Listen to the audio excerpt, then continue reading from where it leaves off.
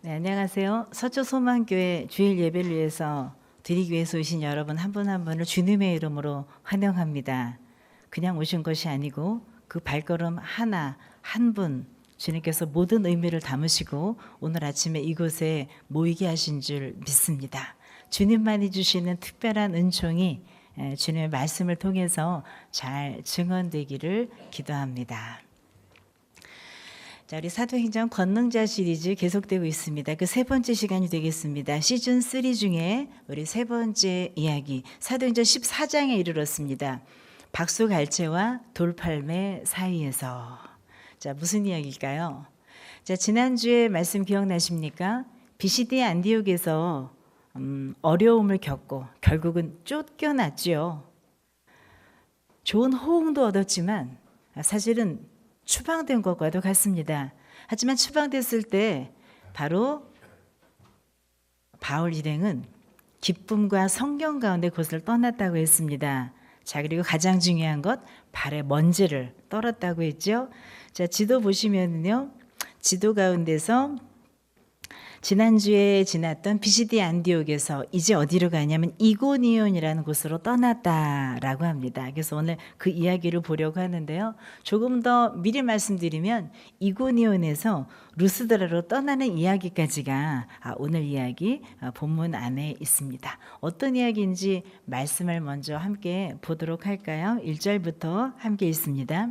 이에 이고니온에서 두 사도가 함께 유대인의 회당에 들어가 말하니 유대와 헬라의 허다한 무리가 믿더라.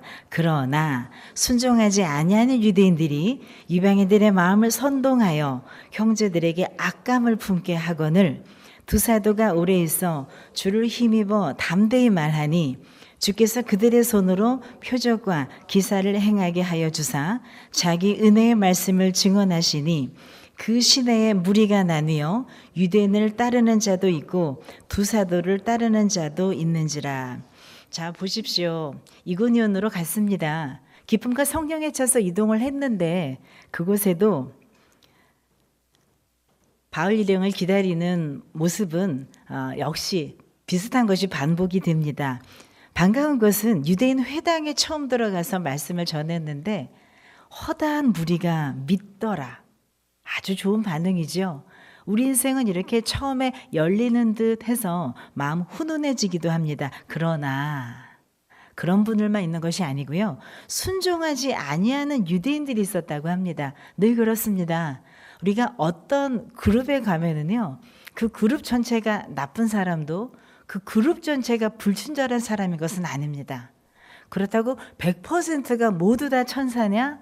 꼭 그렇지도 않은 것 같습니다. 단 우리가 선과 악이라는 이분법적 우리의 잣대가 분명하기 때문에 그 안에서 우리가 선호하는 사람이 갈린다 뿐이지 사실은 사람과 인간형이라고 하는 것은 다양할 뿐이지 좋고 나쁨으로 가리기는 애매한 부분이 분명히 존재합니다. 그러므로 속한 그룹이 다 있으시지요. 근데 그 그룹 안에서 혹시라도 너무 나를 침울하게 하는 상황이 만들어진다. 어떤 분들에게 너무 힘들었다 그러면 금방 생각하십시오. 분명히 허다한 무리가 나를 믿어주는 사람이 있습니다. 분명히 있습니다. 자, 하지만 모든 사람이 다 나를 좋아하게 되는 것 같지는 않습니다. 그래서 순종하지 않은 유대인들, 같은 말씀이 선포됐지만 각기 다른 반응으로 그 자리에 있었다는 것, 이것은 어떻게 보면 우리에게 위로가 되는 부분이죠. 거기다가 순종하지 않은 유대인들의 특성은 그대로 본인이 그런 형태로 반감 형태로 있는 것이 아니고요. 그 반감을 혼자만 지니는 것이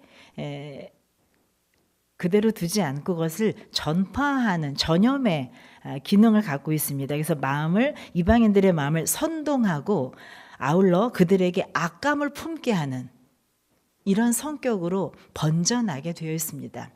우리가 어떤 사건에 대한 반응이 달라질 수는 있죠. 그런데 그 반응이 달라진 것을 위해서 것 때문에 선동하고 악감을 품도록 만들게 되면 결국 악한 감정이 더욱더 커지게 되니 그 그룹은 건강한 밸런스에서 무너지게 될 것입니다. 바로 이고니온이 그랬습니다. 하지만 이 상황에서 두 사도 바나바와 바울은 여기서 낙담하거나 어떤 섣불리 판단하지 않고요.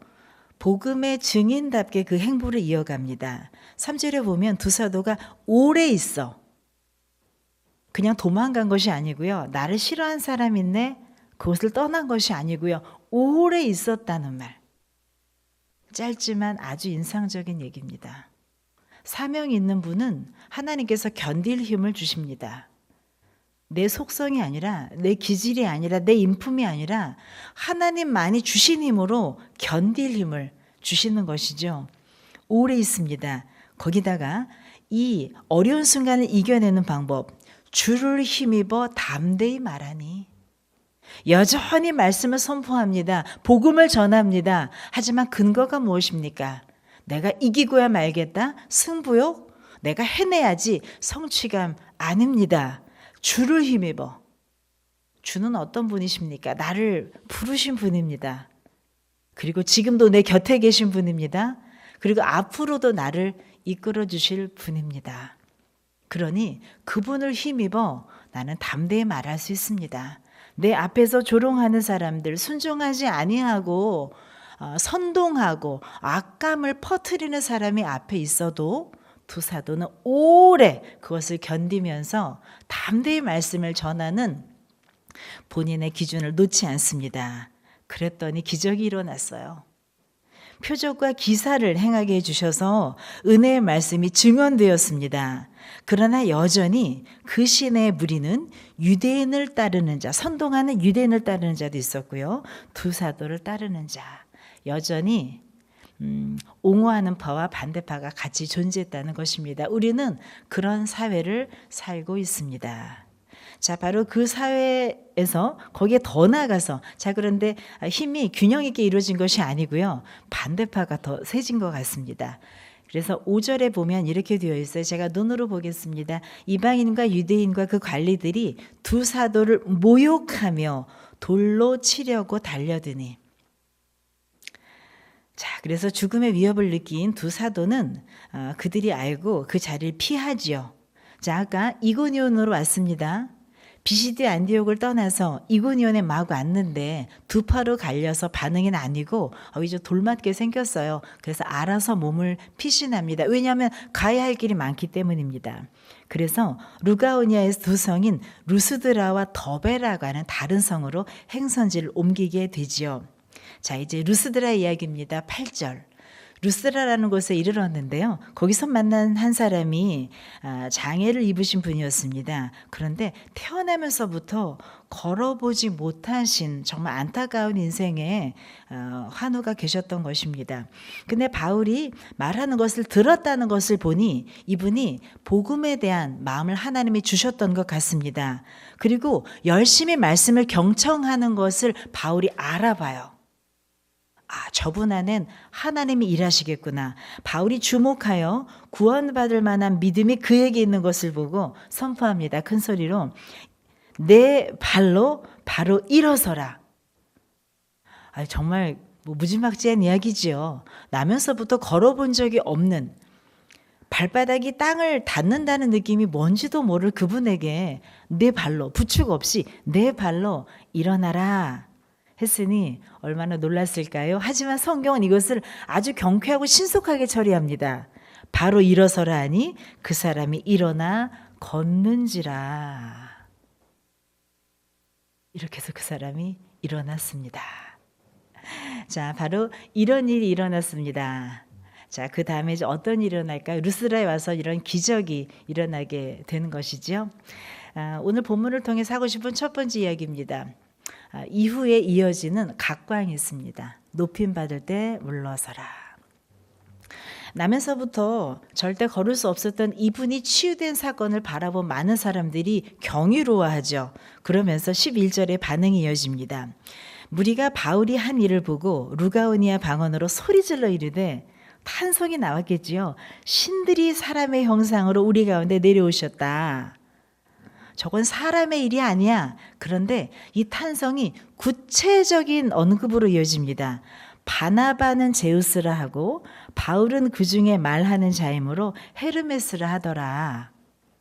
이게 지금 우리가 있는 대한민국의 21세기 정서로는 잘 다가오지 않는 이야기입니다만 이 기적을 보았던 2000년 전에 바로 이 루스드라 지방에서는 모든 사람이 이렇게 경탄했을 때 모두 다 고개를 끄덕이는 표현이었습니다. 이것을 알기 위해서는 루스드라, 지금 소아시아, 헬라 지역이었던 그쪽의 문화적인 배경을 알 필요가 있는데요. 이것을 위해서는 여호와 하나님 유일신관이 우리의 신관이 아니라 그 당시 루스드라에 살았던 헬라인들, 그리스인들의 신관, 신에 대해서 어떻게 생각했는지는 관념을 조금 알 필요가 있습니다. 그래서 제가 조금 표를 하나 보여드릴게요. 그리스 신화라고 많이 들어보셨죠? 그리스 신화 안에는 신들이 패밀리 트리가 있습니다. 자기들 안에서도. 이거는 창세기가 아닙니다. 그런데 우리는 태초에 말씀이 계시니라 이렇게 시작하죠. 그런데 그리스 신화는 태초에 가이아가 있느니라 이렇게 시작합니다. 가이아는 가이아 땅의 신이고 여신을 말해요. 태초를 그리스 신화는 가이아로 설정합니다. 가이아는 여기에서 우라노스라고 하는 하늘의 신과 결혼해서 그 다음 후손을 퍼뜨리는 것으로 신화에 적혀 있습니다. 크로노스라는 자식이 태어나는데요. 크로노스가 레아라고 하는 신과 신들의 계보입니다. 그 신과 레아와 결혼해서 아이를 낳게 되는데 그때 어떤 예언을 듣냐면 너가 낳는 아들 중에 너를 망하게 할, 너를 죽일 아들이 태어날 것이다. 자녀가 태어날 것이다. 이 불길한 예언을 받습니다. 그래서 크로노스가 그게 너무 싫어서 자, 첫 번째 헤스티아라고 하는 첫 아이가 나와요. 근데 태어나자마자 레아의 아들을 그 자녀를 딸이었는데 헤스티아를 딱 받는 순간 그대로 신화에 의하면 꿀꺽 삼켰다는 그런 이야기가 전해집니다. 내가 해를 당하지 않기 위해서 없애버린 거죠. 자, 그래서 그리스 신화는 좀 무시무시합니다. 근데 제가 이해를 돕기 위해서 이분들의 신관을 돕기 위해서 짧게 제가 브리핑하면 둘째가 태어났습니다. 또 꿀꺽. 셋째가 태어났습니다. 꿀꺽. 넷째 꿀꺽. 다섯째 꿀꺽. 자, 레아는 힘들여서 아이를 낳는데 자기 아이가 다 희생되는 것을 보고 어머니의 마음은 달랐습니다. 그래서 마지막 또 산계가 있어서 6번째 아이를 낳을 때는 그 아이를 숨겨두죠. 미리 빼돌리고 커다란 돌덩어리를 자기 남편에게 크로노스에게 먹입니다. 그래서 꿀꺽. 자, 이렇게 해서 사실은 크로노스라고 하는 마지막 막내 아들만 숨겨져서 모처에서 키움을 받고 크로노스의 마지막 아들 제우스가 그 키움을 받고 결국은 제우스가 잘 자라요. 많은 신화가 그렇듯이. 그리고 나중에는요 정말 아버지인 크로노스를 대적해서 아버지 몸속에 아직 그대로 있던 위에 형님 누나들을 다 구해줘요. 자, 형님 누나 신들이 얼마나 기뻤을까요? 그래서 막내지만 너가 우리를 구했으니 우리 중에서 너를 우리가 대장으로 삼을게.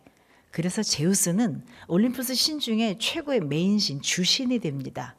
그리고 그 밑에 헤스티아, 데메테르, 그리고 헤라, 하데스, 포세이돈 모두 다 굴지에 자기 영역이 있는 신들인데 제우스의 밑에 굴복하게 되는 것이죠. 제우스도 또 자기 후손을 갖습니다. 여러 후손이 있었는데 쭉 있고요.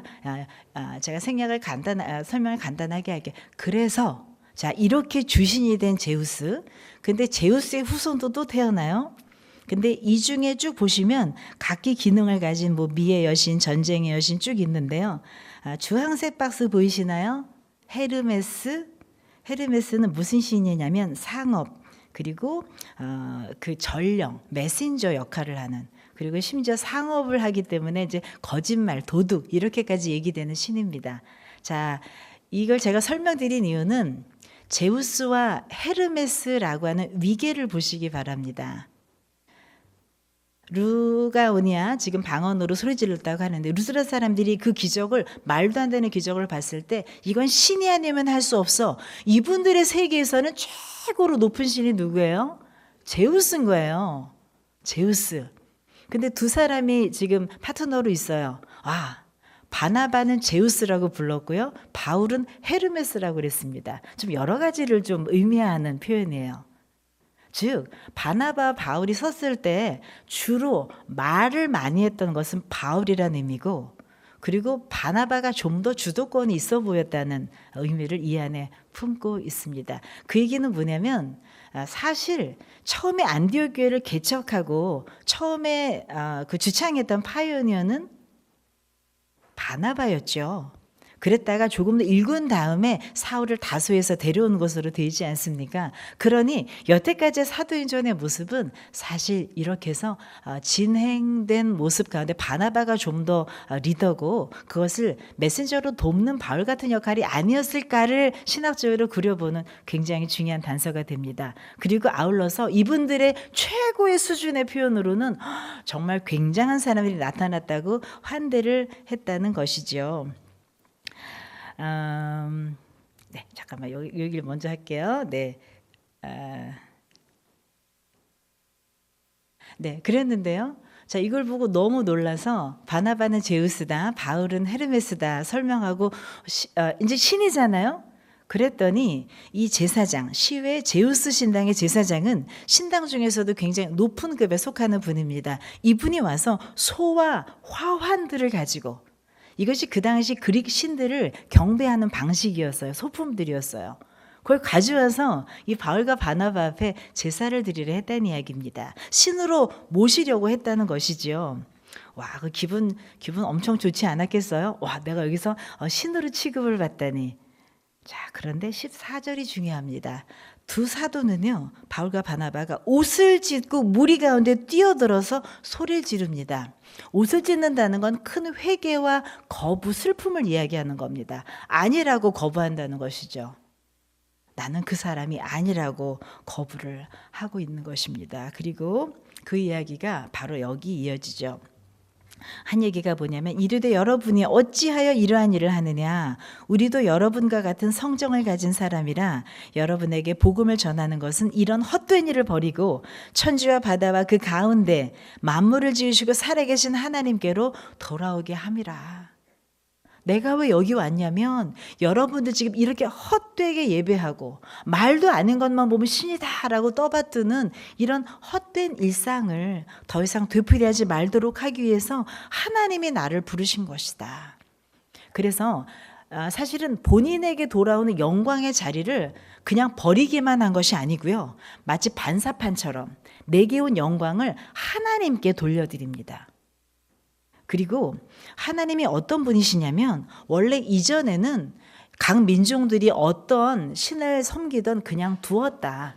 하지만 이제는 자기를 증언하시길 원하시는데, 하나님께서 존재하셨다는 걸 보여준 방식은 의리의리한 것뿐만 아니라 하늘로부터 비를 내리시며 결실기를 주시는 선한 일을 하사 음식과 기쁨으로 여러분의 마음에 만족하게 하셨느니라.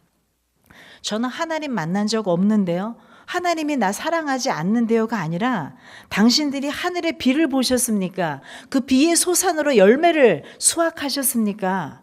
그러면 그 음식과 여러분이 누리셨던 그 음식, 그걸 통해서 얻었던 감정인 기쁨, 이게 바로 하나님이 계시다는 것을 증언해 오신 겁니다. 어떠십니까? 그런데 그 하나님을 보지 못하고 그냥 이 작은 현상 하나를 보고 여러분이 우리를 추앙하려 한다면 그것은 헛된 일입니다 라고 하면서 굉장히 여러 가지 다방면의 의미를 가진 복음을 전합니다. 자, 그리고 제사를 못하게 하니라 라는 것이 바로 이분의 바울과 바나바의 대응 방법이었습니까? 어떻게 보면 아까운데, 이 도시 신도시에 왔는데 새로운 곳에서 갑자기 신으로 추앙되고 뭐 경배의 대상이 되면 막 얼마나 말도 잘 듣고 해달라는 거 잘해주고 갑자기 내 세상이 되었겠어요. 그런데 그것을 그 즉시 거부할 수 있는 이 마음, 얼마든지 내가 교만하고 높아질 수 있지만 그것을 내려놓을 수 있는 마음, 이것은 사도로서도 훌륭하고요. 사실 우리에게도 크고 작게 몰려오는 우리의 높음, 우리의 교만, 조금만 칭찬받으면 우리의 마음이 확 높아지고, 그리고 조금만 뭔가가 격려되면 그냥 뿌듯함을 넘어서서 나 좀 짱인 듯 하면서 나와 견주어서 미치지 못하는 사람들을 향한 약간의 경멸하는 시선이 우리 안에 나도 모르게 우리가 연약하기 때문에 이렇게 스멀스멀 들어오기 마련입니다. 그게 바로 많은 사람들을 무너뜨렸던 교만의 자리입니다. 높음의 자리입니다. 너무나 달콤하고 매력적이어서 모두 다 선망하고 그걸 향해 달려오는데요. 결국 그거를 내 손에 주신 순간은 축복이 아니라 간직하기 어려운 불덩어리가 됩니다. 왜냐하면 그것이 나를 불식시키기도 하기 때문이죠. 그래서 고대 로마에는 개선장군, 최고의 영예를 얻고 돌아오는 개선장군의 퍼레이드를 하면서 좀 묘한 풍경이 있습니다. 누가 봐도 멋진 삼두마차를 끈 사두네요. 네, 저 마차를 끌고 있는 개선장군 바로 뒤에 보면 한 분이 서 있는데 뭘 들고 서 있죠. 개선장군 머리 위로 영광의 면류관을 든 다음에 퍼레이드 내내 저렇게 서 있습니다. 저분의 기능은 뭘까요? 영광은 지금 개선장군이 받고 있는데 그러면서 끊임없이 외칩니다. 코바디스의 한 장면이에요. 영어로는 You're mortal, You're mortal. 당신은 죽을 운명이다. 이 말을 계속 반복합니다. 아니 이렇게 화려하고 멋진 온 도시가 들썩이는 큰 잔치에 이게 무슨 찬물을 꾀하는 멘트입니까? 하지만 이것은 정말로 지혜로웠던 로마인들의 세계를 알게 하는 부분이에요. 세상 최고를 얻은 듯 지금 마음이 가장 높아 있고 영광을 받고 있는 개선장군 머리 바로 위에서 유어머를 너는 죽을 운명이야. 너가 지금은 영화를 누리고 세계 최고 탑에 선 것 같지만 너 이것은 잊지 마 하면서 이런 장치를 두었더랬습니다. 정말로 지혜로운 그리고 크리스천들에게는 정말 필요한 아름다운 마음이 아닐까 그런 생각을 해봅니다. 두 번째 19절부터는 좀 다른 문맥이 이어집니다. 유대인들이 안디옥과 이고니온에서 와서 무리를 충동하니 그들이 돌로 바울을 쳐서 죽은 줄로 알고 시외로 끌어내치니라. 자, 지금 18절에서 19절을 한 절만 넘어왔을 뿐인데 너무나 많은 사건이 갑자기 급변합니다. 온도로 말하면 갑자기 37.5도 따뜻한 훈풍이다가 갑자기 영하 막 지금 막 15도 정도로 내려온 것 같은 냉각기류가 흐르는 이 한 절의 반전이에요. 유대인들은 누굽니까? 아까 여전히 계속 바울을 따라다니면서 괴롭히던 그 반대파 사람들이 있었죠. 열심히 특심이에요. 도시를 옮겨다니며 바울을 쫓아다니면서 괴롭히는 것입니다. 지금 안디옥과 이고니온에서 와서 지금 현재 위치는 어디예요? 루스드라. 날 때부터 장애를 입었던 분 고친 곳이잖아요. 영광을 입은 곳이잖아요. 그런데 이곳까지 오신 분들이 누구냐? 비시디아 안디옥, 이고니온. 저 이전 도시에부터 여기까지 그 댐프에서 여기로 온 겁니다. 바울을 해하려고. 대단해요. 박해도 열심히 써야 합니다. 아주 대단하신 분들이에요. 또 와서 무리를 충동합니다. 근데 얼마나 그것이 성공적이었는지 이렇게 영광받던 두 사도를 돌로 치기까지 했다고 그래요. 너무나 금방 지나가 버려요. 돌로 죽은 줄 알 때까지 쳤다고 하니 얼마나 대단한 투석형이 있었던 것입니까? 유대인들이 발의해서 지금 집단의 투석형, 집단 처단이 이루어진 것입니다. 그래서 진짜 바울이 몹시 상했구나를 알게 하는 부분이 뭐냐면 시외로 끌어내진다는 표현입니다. 그냥 맞고서 상처받으신 분은 그냥 버리고 가요. 그런데 시체인 거예요. 시체는 부정하기 때문에 유대인들의 마음에는 이 성 안에 있으면 안 됩니다. 그래서 끌어내야 돼요. 우리가 부정해지면 안 되니까. 그러니까 시외로 끌어냈다는 건 바울이 죽은 줄 알고 시체가 된 바울을 끌어낸 것입니다. 그러니까 얼마나 맞은 거예요. 아마 숨도 못 쉬었을 것이고요. 온몸이 정말 휴지조각같이 너덜대는 피투성이가 된 바로 그 모습으로 짐짝처럼 시외로 끌어냈다는 것입니다. 박수갈채를 받기도 하지만 순식간에 이런 돌팔매를 경험하기도 합니다. 많은 연예인들이 본인이 받았던 수많은 최고의 스포트라이트 그리고 인기가 사라진 이후에 오는 그 극도의 무력감을 견디지 못해서 그것 때문에 정말 힘든 시간들을 보내곤 하지 않습니까? 정말 사도인데도 같은 도시인데도 얼마 되지 않았는데도 이렇게 급작스럽게 큰 모욕을 당하는 순간이 옵니다. 자, 그런데 놀라운 것은 20절입니다. 제자들이 둘러섰을 때, 자, 시체로 버려진 뭐 공동 무덤이든지 어떤 그 유기 장소였겠죠. 그곳에 제자들이 달려옵니다. 그리고 둘러서요. 아유, 우리 바울 선생님 어떡하나 기도했겠지요. 뜨거운 눈물로 마음 아프게 마음 모았을 것입니다. 그런데 제자들이 둘러섰을 때 바울이 일어납니다. 아주 짧지만 놀라운 부분입니다. 내가 시체처럼 무너져서 아무것도 할 수 없는 그 지경이 됐을 때도 나를 일으킬 수 있는 것, 그것은 진정한 공동체입니다. 진정한 나를 사랑하는 제자들, 복음으로 하나가 진실하게 된 그런 유대의 밴드가 있을 때 그분들을 통해서 나는 살아날 수가 있습니다. 그래서 바울은 살아납니다. 정말 완전 그 기사회생한 것이지요. 자, 그럼 이제 어떻게 하면 좋을까요?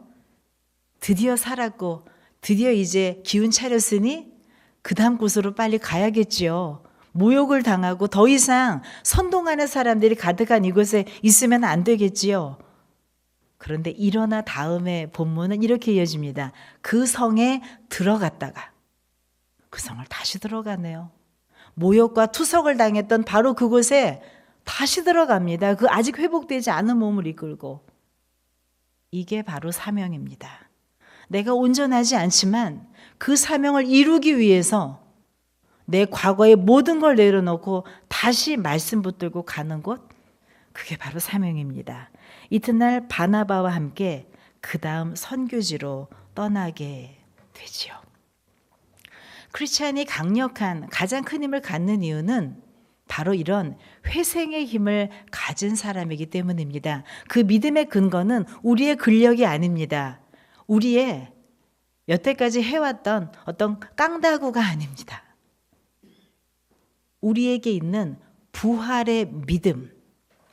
예수 그리스도께서 죽음이라고 하는 가장 극한 한계선을 뚫고 내려가셨던 분인데 그것을 뚫고 보란 듯이 부활하셔서 잠자는 자들의 첫 열매가 되어주신 분입니다. 우리는 그분을 믿습니다. 그분이 우리의 신앙의 대상이시고 그분이 우리의 구주이십니다. 그러니 우리가 발이 닿지 않는 곳 저 밑에 깊고 깊은 그곳에 다다른다 할지라도 우리는 살아날 수 있습니다. 거반 죽은 것처럼 알려져서 내던졌던 시체가 되었던 바울이 제자들에 둘러싸여서 같은 부활신앙을 믿는 사람들 틈에서 다시 한번 회생하고 주셨던 사명을 다시 한번 이어가는 이 모습처럼 우리도 회생할 수 있습니다. 좋은 교회 만나시기 바랍니다. 그리고 좋은 교회에 좋은 교인 되시기 바랍니다. 제자가 되시지 않으면 교회를 아무리 다녀도 이 영적인 능력이 일어나지 않습니다. 오히려 영적으로 단결될 교회를 와해하는 오염된 물질이 될 뿐입니다. 교회를 정하시고 순복하기로 작정하셨다면 그 안에 참된 제자가 되십시오. 곁에 죽은 사람도 함께 살릴 수 있는 그 믿음의 연대자가 되십시오. 그러면 그 교회는 누구든 살아납니다. 그리고 어떤 사탄 마귀가 변형된 모습으로 흔들려 해도 절대 움직이지 않습니다. 저는 저희 소망교회가 그런 반듯한 중심을 갖고 건강한 파운데이션을 가지고 많은 분들이 이 안에서 제자로 굴복하며 함께 행복해지는 모두의 회생의 능력이 마음도 몸도 다 나아서 함께 모두에게 바울을 둘러싼 제자들 그리고 바울을 회생시켰던 그 힘이 계속 유지되고 발현되기를 기도합니다. 자, 세 번째입니다. 교만에서 내가 물러설 수 있는 것, 그리고 내팽개침에서 다시 일어설 수 있는 것, 그리고 마지막은 왔던 길을 다시 가는 것입니다. 자, 바울은 여기에서 힘든 여행을 했으니 여기서 마무리하는 것이 아니고요. 복음에서 그 성을 전한 다음에 많은 사람 제자로 삼는 성과를 그 몸으로 결국 이루어냅니다. 그리고 그것으로 끝나는 것이 아니라 루스드라와 이고니온, 안디옥으로 돌아갑니다. 이것은 여태까지 하나씩 밟아왔던 계단을 다시 실타래를 다시 감아가는 것처럼 되돌아가는 여정이에요. 그리고 제자들의 마음을 굳게 하여 이 믿음에 머물러 있으라 권합니다. 그리고 아주 중요한 얘기를 하죠. 우리가 하나님의 나라에 들어가려면 많은 환난을 겪어야 할 것이라. 하나님의 나라는 우리가 먹고 놀고 마시기만 하는 것이 아닙니다. 그 나라의 시민권, 그 나라 멤버십을 얻기까지는 하나님이 우리에게 환난이라고 하는 꼭 견뎌야만 하는 바로 가정을 주시는 것이죠.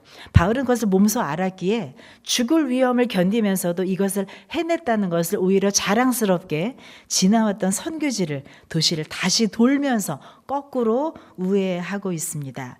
각 교회 장로들을 택하여 금식 기도하며 그들이 믿는 주께 그들을 위탁했다고 합니다. 지도를 한번 확인해 볼까요? 처음 시작은 수리아의 안디옥이었습니다. 오른편에 있는. 자, 거기에서 시작해서 자, 섬을 통해 갔었죠. 구브로에서 처음에 살라미, 그리고 관통해서 파포스 바보, 그리고서 아탈리아로 들어가서 비시디아 안디옥, 그 다음에 이고니온 루스드라 더베, 이런 식으로 우리가 C자를 거꾸로 걸어가는 모습으로 지금 안디옥 교회가 주창했던 첫 번째의 해외 선교 여행이 진행이 되었습니다.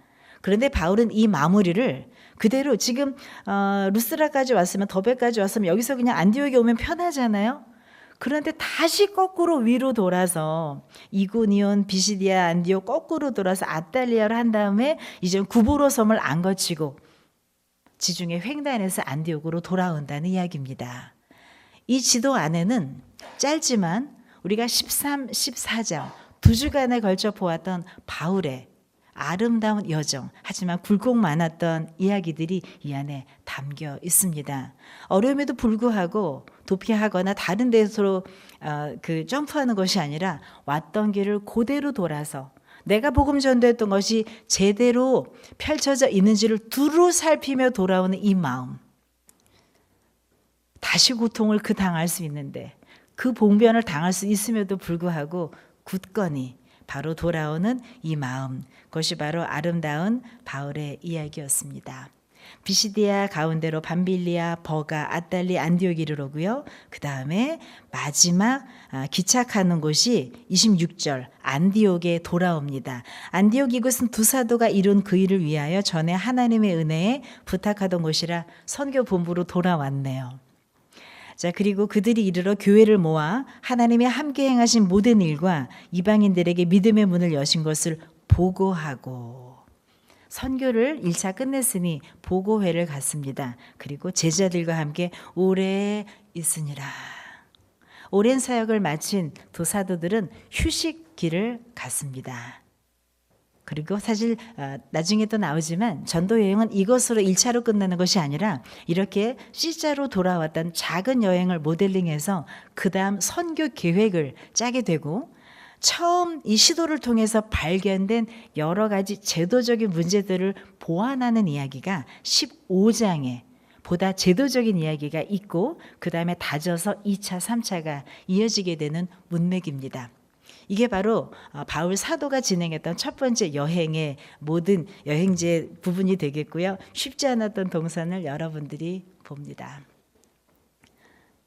해밍웨이가 했던 말로 전해집니다. 유명한 문어였고 노벨상 수상자였는데요. 결국 비극적인 최후로 우리에게 알려져 있는데 본인이 갖고 있던 정서적인 그 간극을 메우지 못하고 어려운 가운데 말년을 보냈다는 이야기가 있습니다. 노인과 바다에서 보이는 산티아고의 그 멋지고 정말 선굵은 그런 모습을 보인 작가이기도 했지만 외로움 끝에 결국은 쓸쓸하게 이 세상을 마감한 분이기도 했어요. 그분의 또 유명한 말이 나는 필라멘트가 끊어진 전구처럼 외롭다라고 얘기했다는 것이 전해집니다. 근데 그 표현을 만약 그분이 했다면 참 멋진 표현이기도 하다 싶으면서 어떻게 보면 우리가 하루하루 겪는 마음이지 않을까 그런 생각이 듭니다. 바울도 아마 각광을 받고 제우스처럼 헤르메스처럼 추앙을 받을 때는 아마 마음에 안도감이 있었을지 모르겠습니다. 그래도 우리가 잘하고 있나 보다. 하지만 그것이 아니라 저 멀리서부터 원정을 와서 박해를 하는 유대인들의 극성맞은 무리들에 의해서 돌팔매질을 당하고 널브러졌을 때 그 마음이 어떠했을까 생각해 봅니다. 하루를 생각해 보면 굉장히 기쁜 날도 있으시죠. 막 SNS에 막 올리고 싶은 날 있으시죠. 그리고 어떤 날은 아무도 만나고 싶지 않을 만큼 부끄럽고 힘든 날이 있습니다. 그런데 크리스찬은 결국 이 양쪽의 간극을 어떻게 내가 스무스하게 중간에 메꿔갈 수 있느냐가 하나님을 만나고 그리스도의 장성한 분량까지 안정하게 되는가의 여건이 아닌가 그런 생각이 봅니다. 세상의 가장 큰 칭찬 사람이 해주지 않습니다. 우린 사람의 칭찬이 너무나 달콤하고 너무나 맛있어서 그것을 계속 갈구하는데 내가 알게 모르게 결국 그것에 목마르고 그것에 매인한 나는 결코 행복할 수 없습니다. 그리고 하나님의 담백한 위로가 내 안에 어필하지 않습니다. 사람은 다 모르고 자기들 말할 수 있습니다. 현상을 모르고도 얼마나 크리티컬하게 나를 비판할 수 있습니다. 그러면 그런 대로 하나님께서 나를 가장 잘 아시고 칭찬도 하나님께 그리고 내가 잘못했을 때도 하나님께서 경책해 주실 것을 생각하며 사람들은 함께할 분으로서 참고하고 내가 그냥 그저 바라볼 뿐이지 그것이 내 바로미터처럼 우리 삶이 매어드는 기준으로 삼지 않으시면 참 좋겠습니다. 바로 바울 사도는 사명을 이행하면서 바로 그 중심이 있었기에 루스라에서 이 곤란한 상황을 잘 이겨냈다고 봅니다. 함께 기도하기 원합니다. 하나님, 교만함도 비굴함도 아닌 중심 듬직한 권능자가 되게 해주십시오. 참을 수 없는 복음의 즐거움을 누리는 올해로 인도하옵소서. 오늘 그 참을 수 없는 복음의 즐거움을 위해서 이번 주 중에 우리 많은 성도님들이 나오셔서 진짜 아파트 가가 호호를 우중에 두시면서 모두 다 전도하고 최대한 오늘 많은 분들이 올 수 있도록 정말 아름다운 발걸음을 주님께 드렸습니다. 주중에 우리 친교실 공사도 있었는데요. 그걸 위해서 또 얼마나 많은 손길들이 교회를 돕고 섬기는 노력들이 있었는지 모릅니다. 이 모든 것들이 참을 수 없는 복음의 즐거움 아니겠습니까? 우리 모두 그것을 누릴 수 있는 사람이 되면 참 좋겠습니다. 내 심령을 견인하는 힘이 세상의 찬사와 타인의 인정이 되지 않게 하옵소서.